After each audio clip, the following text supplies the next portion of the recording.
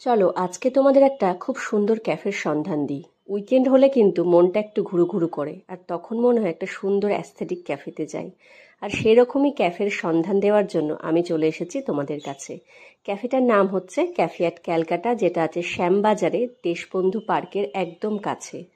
ক্যাফেটা কিন্তু ভীষণ অ্যাস্থেটিক, পুরোনো দিনের বাড়িকে ক্যাফেতে কনভার্ট করা হয়েছে। ক্যাফের এন্ট্রান্সটা দেখতেই পাচ্ছ, ভীষণ মন মাতানো।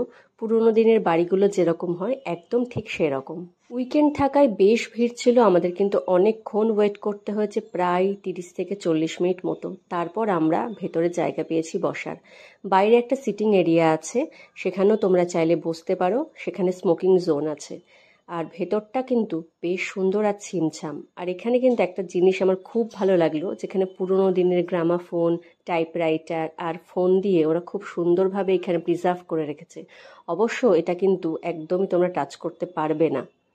চলো এবার আসি খাবারে। ফার্স্টেই আমরা নিয়ে নিয়েছিলাম আমপান্না, যেটা কিন্তু খেতে বেশ ভালো ছিল, রিফ্রেশিং ছিল, আর এই গরমের জন্য কিন্তু বেস্ট।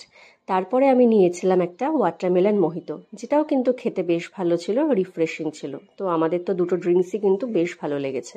এরপর আমরা নিয়ে নিয়েছিলাম ফিশ ফিঙ্গার, যেটাতে 6 পিসেস ছিল, আর দেখতেই পাচ্ছ এখানে ওরা 3 রকমের ডিপ দিয়েছিল। এরপর আমরা নিয়েছিলাম চিকেন সুইট অ্যান্ড সাওয়ার, যেটা বেসিক্যালি ড্রাই চিলি চিকেনের মতোই খেতে লাগছিল, আর ড্রাই চিলি চিকেনই ছিল।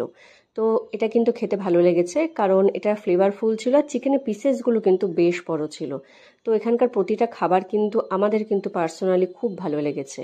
আর ছেলেটাকে দেখতেই পাচ্ছ বেশ চেটে পুটে একদম পরিষ্কার করে খাচ্ছে, কারণ তার কিন্তু বেশ পছন্দ হয়েছে। আর ক্যাফেটা কিন্তু সত্যি ভীষণ অ্যাফোর্ডেবল। এটা হচ্ছে আমাদের বিল।